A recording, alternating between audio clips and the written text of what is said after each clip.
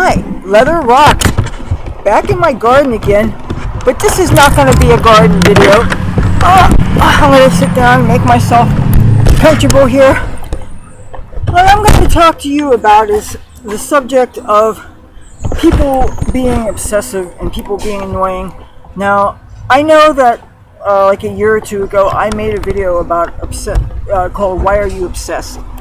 But I have a different situation now, and it's kind of awkward.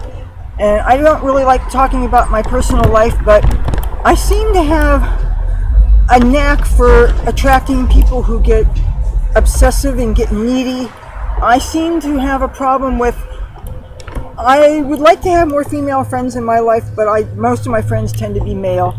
And I don't mind because to me, gender really kind of doesn't matter. But for some reason, I get into these friendships with these males, and some of whom they end up having crushes on me, and I usually don't know it. And I think because I'm polite to people and I will talk to people unless I'm really, really busy, and I don't, even if I'm not physically attracted to them in the least, and most of these people, believe me, I'm not attracted to, but because I look them in the eye when I'm talking to them, and because I do have a certain aesthetic style and way that I dress and stuff, and I don't do it for other people's benefit, I do it because that's who I am. And if I'm walking down the street on my way to go shopping, or I'm on my way to a club, or I'm on my way to do a video, I'm probably going to be dressed up, and if you happen to see me, don't think that the fact that I'm going to encounter you has anything to do with what I'm wearing. But I think some men particularly get deceived by my fashion sense, and this all adds up, and they end up, maybe, I don't know if they're creating a fantasy life or whatever, or they'll think just because they knew me from school, for instance, and maybe they liked me then, and I'm sure I didn't know that. And maybe because I was never popular in school, and I really didn't have a lot of time to try to craft a social life in school because I had a job. I had a midnight to 8 security guard job, and I was into also watching soap operas and things. So basically my life consisted of going to school, watching a soap opera, eating dinner, going to sleep, getting up at 11 o'clock so that I can go to work, and then going to school right from work. And that was my life. And I wasn't a bad kid. I didn't get involved in mischief. I was into poetry, and I was kind of a hippie and a rocker in school, but I didn't have a whole lot of friends because I really didn't have time to cultivate them, and I thought that I was pretty misunderstood, as a lot of young people do feel. Even back then, I didn't feel that I related to this area too much. So, and finding people that had interests that I had, and of course, then I was still developing into a person that I wasn't as multifaceted, of course, as I would be as an adult. But anyway, there are a few people that I occasionally run into through the years, even though this really only happens, obviously, when I'm where I am now. If I was in California, I didn't see a lot of East Coast people. Occasionally I did, but for the most part, I really felt much more comfortable in California. But anyway, out here, I have these issues where I have acquaintanceships. I don't even really want to call it friendships, but acquaintanceships with these men. And all of a sudden, they get possessive of me, and they start demanding more and more of my time, and they get jealous, and then it turns out they want me to be their girlfriend, and they'll tell me things like they love me, and so it's like, whoa, wait, where did this come out of? This reminds me of a weird situation I was in.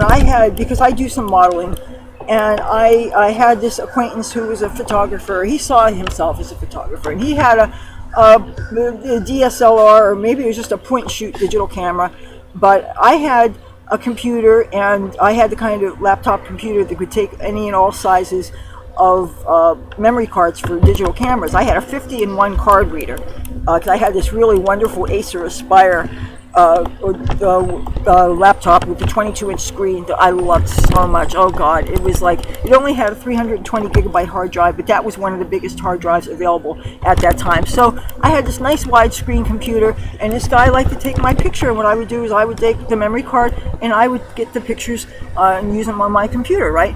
And so eventually he finally figured out that I was not into him, and he got really angry. And he was one of these people that when he drank, he got really angry. And he was somebody that wouldn't just stop at a couple of six packs, but he would drink like bottles of brandy and stuff. And I've known so many people like that. And I especially don't relate to this because I've been sober since 2004, the last time I drank liquor. I don't drink liquor anymore. So and I don't really care if other people do, even though I don't think I would want to date somebody that was drinking, just because I would rather not. You're conscious of somebody doing something that you kind of have sworn off on, and you know you kind of can't touch anymore. That's kind of poison. And for me, alcohol is. And it hurts me. I don't want to say it hurts me. It makes me feel kind of uncomfortable when there are certain people who I like. Say a rock star that I've admired from afar or whatever, and I see him backstage and he's drinking like a Long Island iced tea or a Bloody Mary or a margarita or one of the drinks that I enjoyed, or Cosmopolitan. Yeah. I'm sorry, any fellow alcoholics here. I don't want to tempt you or trigger you or any of that bullshit. But I kind of would rather not be dealing with too many people that have alcohol as too much of a part of their life, because it really is no good in mine. So, but anyway, this person was so obsessive and so mean, and unfortunately lived not far from me, and I just wanted to avoid this person. As much as I am this model that likes to have photographers and likes to get pictures and everything, dealing with the drama involved because these guys have pressures and you don't know it, that totally sucks. You know, trying to get rid of people because you can't just reason with them. Look, leave me fuck alone. You know, I don't owe you anything. I wish I could get my time back that I hung out with idiots like this. But then there are other people who are trying so desperately to be your friend. And they say, I want to be your BFF, I want to be your BFF. Well, guess what? I have a BFF, and she lives on the other coast, okay? Most of my life is in California. Most of the people I relate to, most of my industry, the things that I hold dear, there's lots of things I hold dear. Mom and apple pie and the great USA, of course. But I mean, my heart and soul is in California. Showbiz, the things that I did out there, all the rock and roll, the music industry means a lot to me, and that's all available to me there in ways that just are not accessible out here. And most people here, I don't relate to them. Most people I'm not really even don't find that attractive. I mean, and I can't help it if people decide that because they like me from afar since I was a kid, I can't control that. I was not aware of that, and there was a lot of people that I found them kind of annoying back then, to be perfectly honest. But I was polite to them because I maybe felt a little sorry for them, because I know what it's like to be bullied. I know what it's like to be made fun of. Be made fun of because I put colors in my hair, or because I dress like a slut, and so I'm automatically must be a whore, and I automatically must be this and that, because people are really assholes sometimes. And I try not to treat other people like that, even though I may be personally repulsed at the sight of them. But I keep my mouth shut because I don't want to be putting ugliness into the atmosphere. But so fast forward a number of years, and these people think that just because every time I run into somebody, I'm kind. Why would I not be kind? Unless a person has been an absolute scumbag to me, there's no reason not to be civil. And if I haven't seen somebody in like 3 years and I hear a blast from the past, of course I might give them a hug and I might talk to them. I might even exchange email addresses. But that does not mean that I'm looking into your eyes and I want to date you or something. But now, it's nice when people maybe they're crossing my paths more frequently because they have reasons to, because of maybe job and maybe going to the same shows or whatever. But if the person, and God forbid you join a new social network that they happen to be on, that's the thing, is since we're in the age of social networks, it's making it impossible to escape people. Now, I don't have a cell phone, so I don't have something joined at the hip, but if you know me long enough, you know that my computer is never off, and I love to be surfing the net, and I love doing the different things that I do. Plus, as a YouTuber, I'm very busy with stuff that I can only do on my computer anyway. But when people know that you're on the same social network as they are, then they feel that you are at their beck and call. Then they can ping you all the time, and they expect that you're there, and you have nothing better to do but to listen to be there for their instant messenger. And if they have your home phone number, they will call you at all kinds of inconvenient hours, waking up your roommates. I'm talking about if you say you have roommates who are disabled and old and need their sleep, and wakes them up, that is inconsiderate. You know, old people, especially when they finally get their sleep, they need their sleep. And especially since so many people have health problems of their own, I would think they'd be more considerate. but I am not trying to encourage anything. And then when people open their mouths and they say things like, oh, and I don't mind giving advice on things when they ask me for things that I know about. Like if somebody wants to know about how to grow heirloom tomatoes or something, I'm probably your girl. Somebody is asking for help on growing green beans, I'm your girl. I can do lettuce and all that stuff. There are certain things. If you want to know about makeup, I'm your girl. I can help you with those things. And so I will, do not be an asshole. I will give you advice on things that I know about. But then don't, under the guise of my continue to help you with your problem on how to do the right wing on your eyeliner or how to grow the perfect heirloom tomato, don't blindside me with, I have feelings for you, I'm in love with you. Don't lay that on me when I've never given any indication that I'm even attracted to you in that way. Can't people be friends without somebody who can't keep their lust to themselves, and they have to say, look, I feel this for you, and then what? Am I supposed to be under some obligation just because you laid this on me and just because we hung out and smoked weed a handful of times? Now let's face it, I smoke weed with half the hippies in this city. In Los Angeles, same thing. So what? That doesn't mean anything. I hang out with my homeless friends. Does that mean that I should have love for them because they have crushes on me? What the fuck? I mean, do I not have a say in this? What is this? Just because somebody is giving me attention, I'm supposed to feel so insecure and so grateful for the attention that I'm supposed to say, oh yes, let's go steady. What the ever living fuck?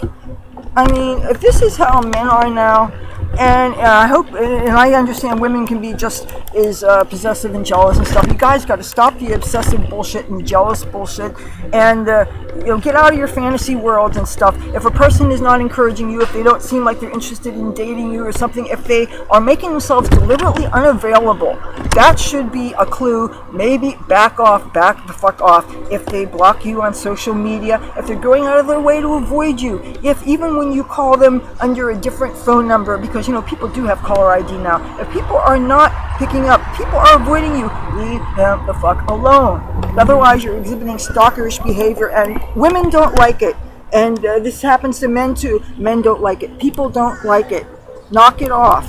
I don't know what it is. I attract crazies and people. I mean, this has happened with people that I've dated. This has also happened with absolute plain old platonic friendships. I'll say acquaintanceships that are like friendships, because I'm the kind of person that I have some really interesting acquaintanceships that seem like me with the other person like they're friendships, but they're more just acquaintances. There's not some kind of an emotional loyalty or attention there. Just because a person has exhibited a kindness to somebody does not mean that they're going to all of a sudden get horny and excited and want you and stuff, especially when you have nothing in common. And I don't understand why people seem to be so pushy and think it's okay, and then try to use emotional manipulation by continuing to keep on initiating contact when contact is not wanted. Using social media and trying to tug at your heartstrings by mentioning other things going on in their personal life or things involving their kids and their grandkids. My God.